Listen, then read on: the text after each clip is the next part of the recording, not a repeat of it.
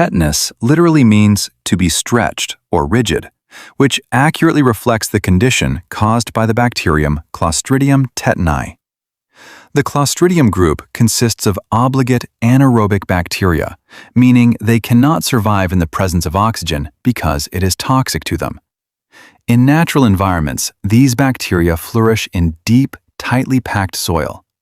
However, when they are exposed to oxygen-rich air, they respond by forming spores, which are metabolically inactive and highly resistant to harsh environmental conditions. Once the surroundings become favorable again, these dormant spores can germinate and develop back into active Clostridium bacteria. Under a Gram stain, Clostridium tetani appears purple, indicating that it is Gram-positive, and it has a bacillus shape, meaning it appears as a long rod or cylindrical cell when viewed under a microscope. Clostridium tetani is best known for producing a powerful toxin called Tetanospasmin, which can seriously interfere with the normal functioning of the neuromuscular system in mammals. If you have watched till here, don't forget to subscribe to Family of Science Lovers. Press the bell icon button so you are always updated. Tetanospasmin exerts its effects by entering specialized inhibitory neurons known as Renshaw cells. After entering these cells, the toxin cuts SNARE proteins, which are responsible for bringing neurotransmitter-filled vesicles to the neuron's membrane. When SNARE proteins are broken down, the release of inhibitory neurotransmitters such as glycine and GABA is blocked. You can imagine SNARE proteins as railway tracks and the vesicles as trains carrying neurotransmitters. Tetanospasmin damages these tracks, preventing the trains from reaching their destination. Normally, Renshaw cells and inhibitory neurotransmitters help regulate the activity of the alpha motor neuron, which is responsible for transmitting the signal that causes muscle contraction. In tetanus, Renshaw cells can no longer function properly, allowing the alpha motor neuron to continue firing without inhibitory regulation, which leads to persistent muscle stiffness and painful muscle spasms.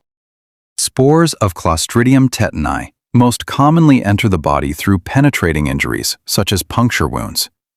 These wounds often provide a warm, oxygen-poor environment, making them ideal for the growth of Clostridium tetani.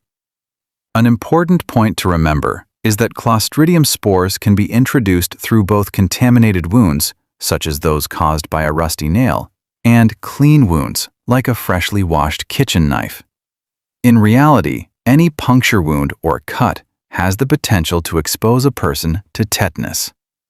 The disease typically has a delayed onset, with symptoms appearing anywhere from 1 week to 1 month after the original injury.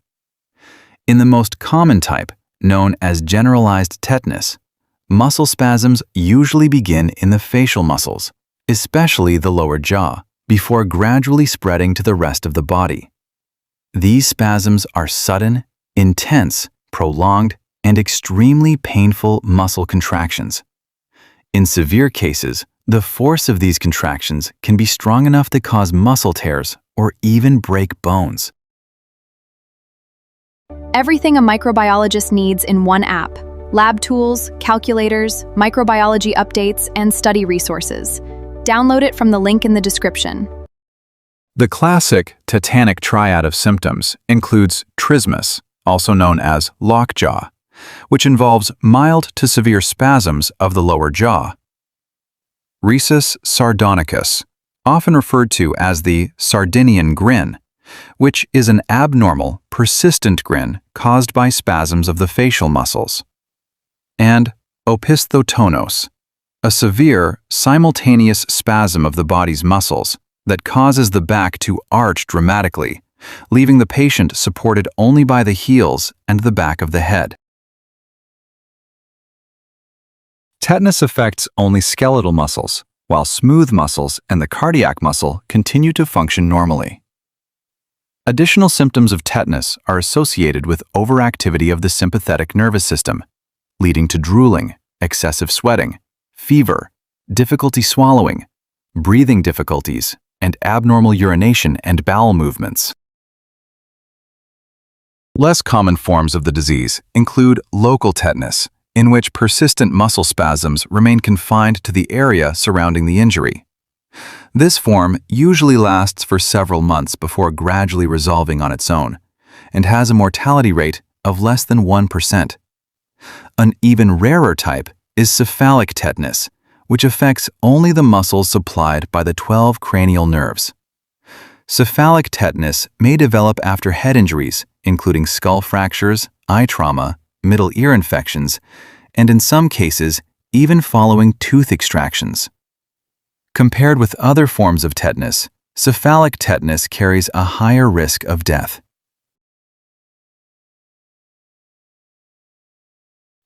Another form is neonatal tetanus, which occurs in newborns whose mothers have not been vaccinated against tetanus. If the umbilical cord is cut using a non-sterile instrument, the newborn is at risk of developing neonatal tetanus, a condition with a very high fatality rate. However, babies born to vaccinated mothers receive passive immunity, and improved hygiene practices, even in many developing countries, mean that umbilical cords are now typically cut using sterile instruments. The diagnosis of tetanus is primarily based on its clinical presentation. One commonly used clinical assessment is the Spatula Test, which involves gently touching the back of the throat with a wooden spatula and observing the patient's response. A positive spatula test is indicated by an involuntary contraction of the jaw, causing the patient to bite down firmly on the spatula.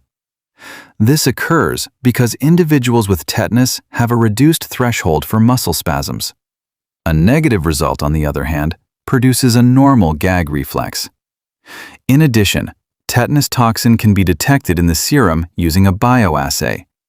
Lastly, isolating Clostridium tetani through culture is extremely challenging because anaerobic bacteria are well known for being difficult and slow to grow under laboratory conditions.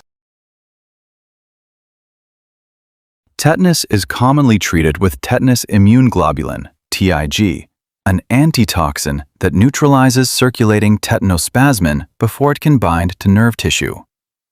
Along with TIG, patients are given muscle relaxants, pain relievers, and supportive care while the body's immune system works to eliminate the infection.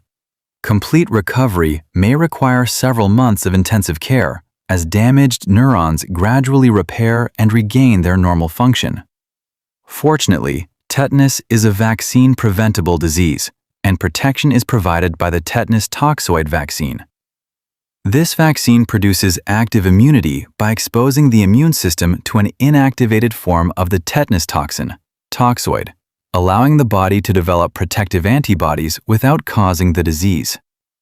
During childhood and adolescence, the tetanus vaccine is routinely administered as part of a combination vaccine that protects against diphtheria, tetanus, and pertussis with a single injection. To quickly recap, Clostridium tetani is a spore-forming, gram-positive, rod-shaped anaerobic bacterium that produces the toxin Tetanospasmin, which causes tetanus by blocking the release of inhibitory neurotransmitters from Renshaw cells. Tetanus occurs in 4 clinical forms: generalized, local, cephalic, and neonatal. The disease is marked by severe and forceful muscle spasms, classically represented by Trismus, Lockjaw, Risus Sardonicus, a persistent abnormal grin, and Opisthotonos, where the body arches dramatically with the patient supported by the heels and the back of the head. Treatment mainly includes the administration of tetanus immune globulin, TIG, along with appropriate supportive care. The disease can be effectively prevented through tetanus vaccination.